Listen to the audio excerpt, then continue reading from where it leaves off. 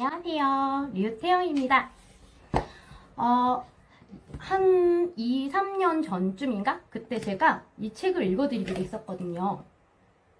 이렇게 두꺼운 책이라서 대부분 분들이 갖고 다니면서 읽거나 하기에 조금 어려움이 있고 완독하는데도 오래 걸릴 것 같아서 제가 읽어드리려고 마음 먹었던 건데 이렇게 오래 걸렸네요. 자, 이 책은 뭐냐면 안드레아스 모리츠의 건강과 치유의 비밀이래요. 이 제목 때문에 제가 일단 덥석 들었어요. 그리고 지금부터 한번 읽어볼게요. 저는 추천사부터 좀 읽는 편이에요. 추천사도 내용이 굉장히 의미가 있어요. 건강하게 살기 위한 지식은 물론 지혜까지 모두 담겨있다 라고 써져 있는데요. 질병의 증상을 치료하기에 급급하기보다는 병의 원인을 찾는 데 집중하는 것이 기능의학이다. 원인을 밝힌다는 것은 곧 해결책을 찾아낸다는 뜻이다. 미봉책이 아닌 진짜 해결책을 찾을 수 있는 유일한 방법이다. 이런 기능의학에 관심을 갖게 되면서 자연스럽게 자연치유에도 관심을 갖게 되었다. 저도 자연치유라는 것에 관심이 굉장히 많거든요.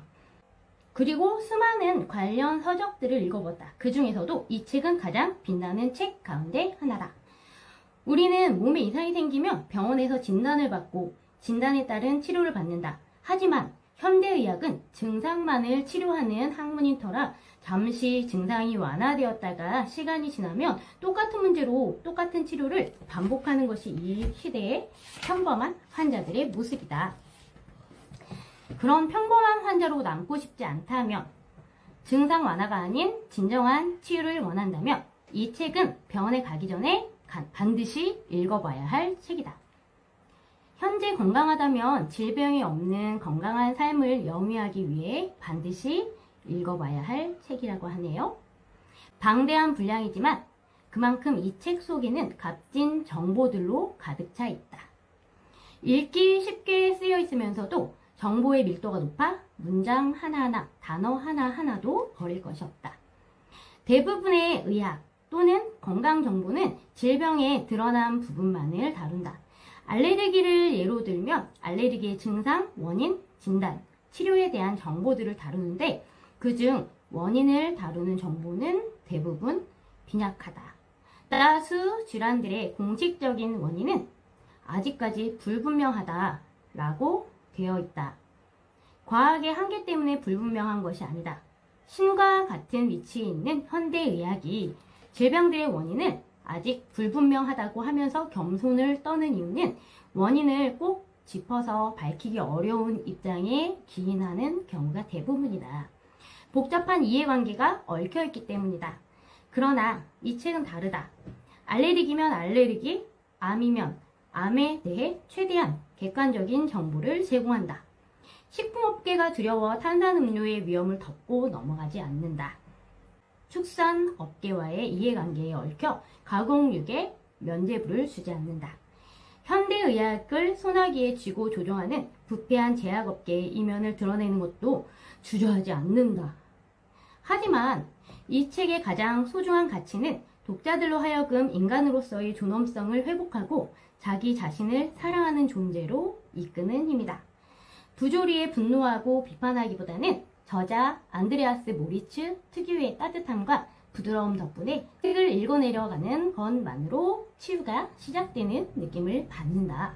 이 책은 아유르베다 의학을 기본으로 하고 있다. 그러나 아유르베다 의학만을 고집하지도 않는다.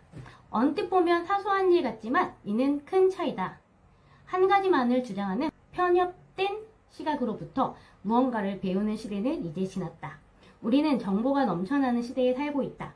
다양한 정보들을 분석할 수 있는 능력이 필요하다. 이 책은 몸과 건강이라는 기본에 충실하다. 기본에 충실하기 때문에 정보의 풍랑 가운데 흔들리지 않는 닻이 되어질 것이다. 스트레스에서부터 잇몸 질환, 암에 이르기까지 질환별 세심한 정보가 필요하다면 매우 잘 정리되어 있는 책이다. 질병의 치유를 넘어 건강을 지키기 위한 디톡스 방법이나 식사법에 대해 배우고 싶다면 이 또한 잘 정리되어 있는 책이다. 혹은 건강과 내 몸을 관리하기 위한 큰 틀의 지혜가 필요하다면 꼭 읽어봐야 할 책이라고 하네요. 이 책에는 건강하게 살기 위한 지식은 물론 지혜까지 모두 담겨 있다. 의학이 살아있는 삶을 살아가는데 최고의 설명서가 될 것이다 라고 하네요. 너무 기대가 되는데 오늘 추천사만 한번 읽어봤는데 빨리 앞부분 나이보다 더 젊고 건강하게 사는 법 내용을 빨리 읽어보고 싶네요.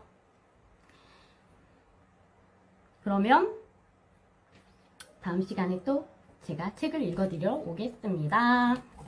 그리고 제가 어제 있었던 일인데 우리 회원님께서 식단을 지금 되게 열심히 잘 하고 계세요. 그래서 이대로만 쭉 가시면 좋겠다라고 생각했는데 이거를 드셔보고 싶다고 하는 거예요.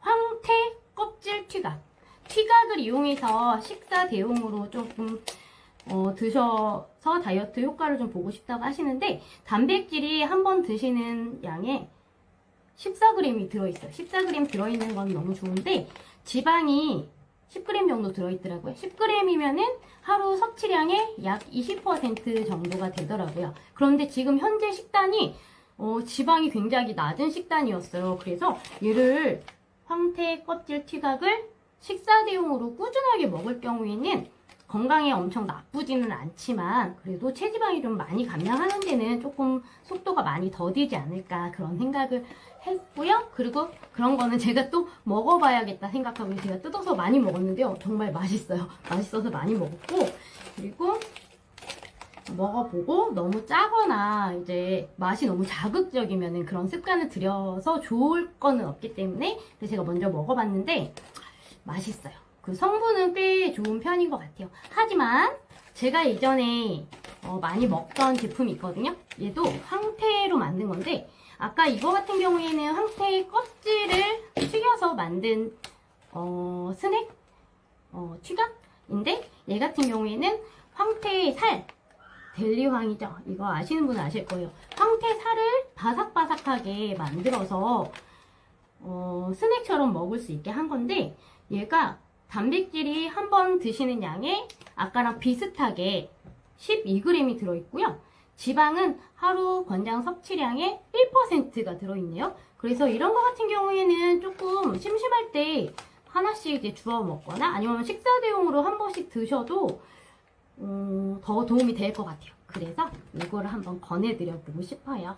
이거 괜찮고 그리고 탄수화물이랑 지방이 굉장히 낮기 때문에요. 얘네들은 일반 과자보다 좀 건강한 스낵이라고 생각하고 좀 즐기셔도 될 것 같고요. 아니면 저녁에 간단하게 맥주 한 잔에 안주로 좀 드셔봐도 건강한 안주라고 생각할 수 있을 것 같아요. 끼니를 안 드시거나 그러기보다는 이제 과식하지 않고 약간 평상시 드시던 양보다 작게 서빙 사이즈라고 하죠. 한 번 드시는 양 서빙 사이즈라고 하는데 서빙 사이즈 자체를 원래보다 한 5%, 10% 정도 낮춰서 그렇게 식단 습관 들이면은요 급하게 지방이 확 빠지고 하진 않겠지만 건강에 도움이 되도록 조금씩 빠지고 탄력 있고 예쁜 몸을 만들 수 있을 거라고 저는 생각해요.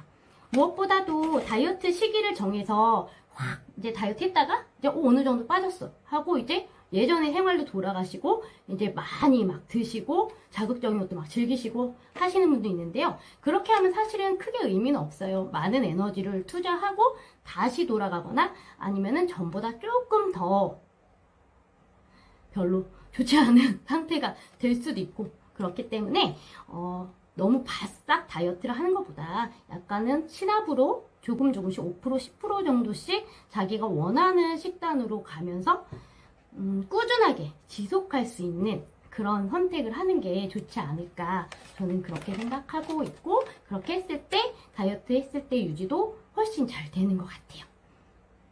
머리도 안 빠지고 그러면은 오늘 즐거운 날 보내고 계신가요? 비가 계속 오더니 오늘은 저는 경기도 안산에 지금 있는데 여기는 날씨가 굉장히 좋아요. 남은 여름은 비가 너무 많이 오지 않고 좀 비 피해도 많이 일어나지 않는 그런 좋은 여름 날들이 됐으면 좋겠어요. 그럼 안녕.